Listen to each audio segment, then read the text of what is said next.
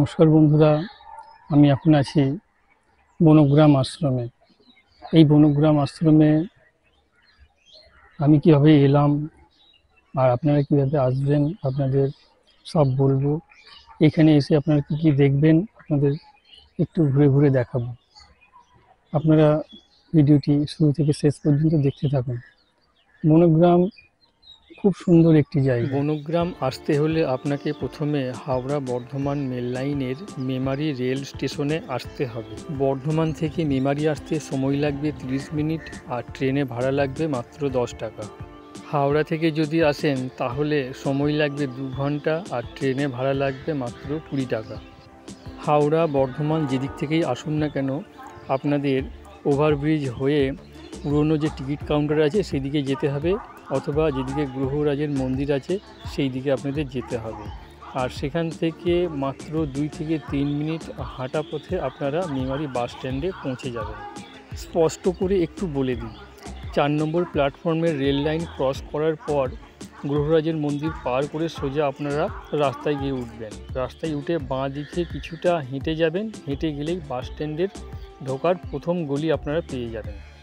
বাস স্ট্যান্ডে ঢুকে সোজা আপনারা প্রতীক্ষালয়ের দিকে চলে যাবেন। প্রতীক্ষালয়ের পাশেই দেখবেন আশ্রমে যাবার জন্য অনেক ট্রেকার দাঁড়িয়ে আছে। ট্রেকারের সামনে দেখবেন লেখা আছে মেমারি থেকে সামন্তী অথবা পরমানন্দ মিশন। আপনারা সামন্তী যাবার ট্রেকারে চেপে পড়বেন আর ড্রাইভারকে বলবেন বনগ্রাম আশ্রমে যাব, তাহলে আপনাকে ঠিক জায়গায় ওরা নামিয়ে দেবে। মেমারি থেকে বনগ্রাম আশ্রমের দূরত্ব হচ্ছে 17 কিলোমিটার। যেতে সময় লাগবে 30 মিনিট আর ভাড়া লাগবে মাত্র 20 টাকা। এছাড়া আপনারা বাসেও আসতে পারেন। বাসে করে যদি আসেন তাহলে আপনাদের দু এক জায়গায় ক্রস করে আসতে হবে, যেমন গাগেশ্বর মোড়, তারপরে জাবুইডাঙ্গার মোড়। সেখান থেকে টোটোতে করে আপনারা যেতে পারবেন। দুধারে সবুজ ধান ক্ষেত, সঙ্গে মাঝখানে রাস্তা, দারুণ অনুভূতি নিয়ে যাচ্ছি। বন্ধুরা, বাইকে করে বেশ কিছুটা আসার পর আমরা সোজা চলে এসেছি পাহাড়হাটি মোড়ে। দেখতে পাচ্ছেন এটি হচ্ছে পাহাড়হাটি মোড়।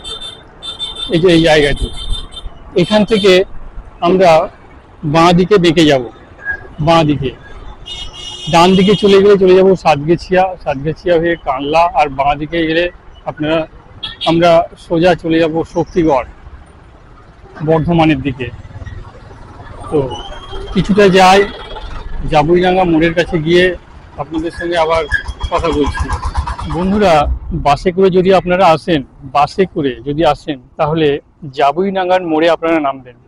কন্ট্রাক্টরকে বলবেন জাবুইডাঙ্গা মোড়ে আপনাকে নামিয়ে দেবে যে বনগ্রাম আশ্রমে যাবার জন্য। দেখতে পাচ্ছেন এটি হচ্ছে জাবুইডাঙ্গার মোড়। এই যে দেখতে পাচ্ছেন, এই যে এটা হচ্ছে জাবুইডাঙ্গার মোড়।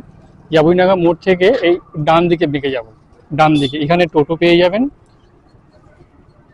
টোটোতে চেপে আপনারা সোজা মন্দিরে পৌঁছে যাবেন। টোটোতে এখান থেকে কত ভাড়া নেই আপনাদের টোটোওয়ালার সঙ্গে কথা বলে দিচ্ছি। তো চলুন বলি, চলো।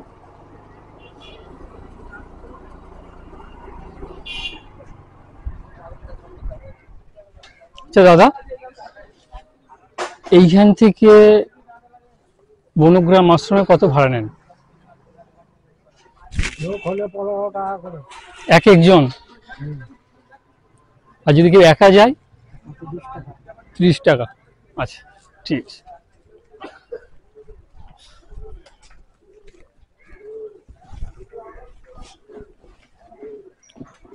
চলো, তাহলে শুনলেন তো, একা গেলে 30 টাকা নেবে, আর যদি বেশ কয়েকজন থাকেন তাহলে এক একজনের 15 টাকা করে আপনাদের নেবে। তো চলুন একেবারে আশ্রমের কাছে যাই, তারপরে আপনাদের সঙ্গে আবার কথা বলছি। বন্ধুরা, বনগ্রাম আশ্রমের একেবারে কাছে চলে এসেছি, মানে একেবারে বনগ্রাম আশ্রমে চলে এসেছি। আর এখানে এসেই দেখতে পাবেন ডান দিকে পরমানন্দ মিশন হেলথ সেন্টার। এখানে সুলভ দাতব্যালয় এখানে আছে, স্বাস্থ্যকেন্দ্রও আছে। আর টোটালি আশ্রমে প্রবেশ করার জন্য ওই দূরে গেট দেখতে পাচ্ছেন, সেই গেটের ভিতর দিয়ে যদি চলে যাই তাহলে আমরা একেবারে আশ্রমের ভিতরে চলে যাব। আপনারা যদি গাড়ি নিয়ে আসেন, বাইক নিয়ে আসেন, আপনারা এরকম সাইডে পার্কিং করে দেবেন। আপনাদের গাড়ি বাইক রাখার কোনো সমস্যা হবে না। তাহলে ভিতরের দিকে যাই, ভিতরে ঢুকি, আপনাদের একটু ঘুরিয়ে ঘুরিয়ে দেখাই, আপনারা সঙ্গে থাকুন। এখানে দুটি মন্দির আছে খুব সুন্দর সুন্দর, সেগুলো আপনাদের দেখাবো। আশ্রমের ভিতরে ঢুকেই বাঁ দিকে দেখতে পাবেন পরমানন্দ মিশন যুব কম্পিউটার প্রশিক্ষণ কেন্দ্র আছে, পরমানন্দ মিশন লাইব্রেরি আছে, চৌরিবেতি কার্যালয় আছে পরমানন্দ মিশনের। আর এটি বনগ্রামে অবস্থিত, পূর্ব বর্ধমান জেলার। আর এখান থেকে ঢুকেই ডান দিকে দেখতে পাবেন অন্নপূর্ণা ভোজনালয়। এখানে সম্পূর্ণ ফ্রিতে আপনাদের ভোগ প্রসাদ দেওয়া হয়। এখানে এলে আপনারা কেউ অভুক্ত থাকবেন না, আপনারা অবশ্যই প্রসাদ খেয়ে যাবেন। আর এদিকে একটি বড় জলাশয় দেখতে পাচ্ছেন, বড় জলাশয়। এই জলাশয়ের পাশ দিয়ে আমরা সোজা এখানে যে দুটি মন্দির আছে, নতুন মন্দির খুব সুন্দর, সেগুলো দেখাবো। খুব সুন্দর জায়গা। ওর মন্দিরের দিকে এগিয়ে যাই। এখানে পরমানন্দ মহারাজের যে মন্দিরটি আছে সেটিও আপনাদের দেখাবো। কিছুটা রাস্তা আসার পর এরকম একটি ছোট্ট গেট দেখতে পাবেন, তোরণ দেখতে পাবেন। সেখানে দেখুন পরমানন্দ কুটির, পরমানন্দ মন্দির এই ভিতরে আছে। কত সুন্দর দেখুন তোরণটি। এর ভিতর দিয়ে কিছুটা গেলে সোজা মন্দিরের কাছে পৌঁছে যাব। মন্দিরের কাছে যাই, তারপরে আপনাদের সঙ্গে কথা বলছি। দেখুন সমাধি মন্দিরটিকে কত সুন্দর দেখতে লাগছে, দারুণ না? হেভি লাগছে। আর সমাধি মন্দিরের পিছনে হচ্ছে এই মন্দিরটি।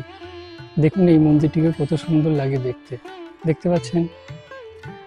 এখানে ভিডিওগ্রাফি অ্যালাউ নেই, তাও লুকিয়ে চুরি একটু একটু ভিডিও করে আপনাদের দেখাচ্ছি। আপনারা আসুন, ঘুরে ঘুরে দেখুন, ভালো লাগে। সমাধি মন্দিরের ভিতরে প্রবেশ করলে আপনারা পরমানন্দ মহারাজের এই সমাধি একটি মূর্তি দেখতে পাবেন, কত সুন্দর দেখুন। এটি একটি শিব মন্দির। এর মধ্যে একটি শ্বেত শিবলিঙ্গ আছে।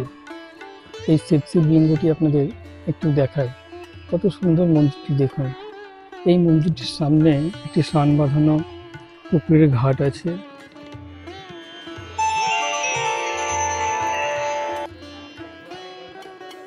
স্বামী পরমানন্দ পশ্চিমবঙ্গের বর্ধমান জেলায় কৃষ্ণদেবপুর নামে একটি ছোট্ট গ্রামে 1954 সালের 25শে ডিসেম্বর জন্মগ্রহণ করেন। সেই জন্য 25শে ডিসেম্বর এই আশ্রমে বিশাল অন্নক্ষেত্র, বিচিত্রানুষ্ঠান এবং মেলা অনুষ্ঠিত হয়। আমি শিবরাত্রির দিন গিয়েছিলাম। সৌভাগ্যক্রমে 2 জনের পৈতে এবং 3 জনের সন্ন্যাস গ্রহণ দেখার সৌভাগ্য হয়েছিল।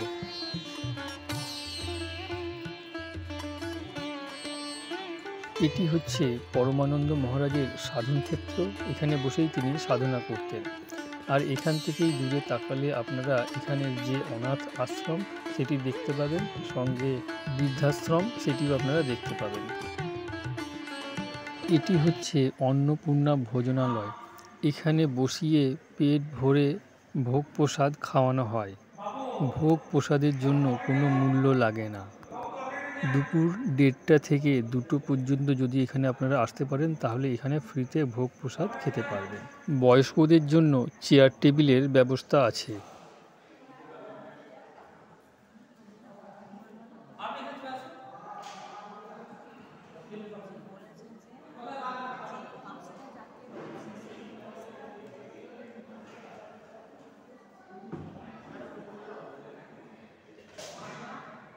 এই বনগ্রাম আশ্রমের ভিডিও আপনাদের কেমন লাগলো অবশ্যই কমেন্ট করে জানাবেন।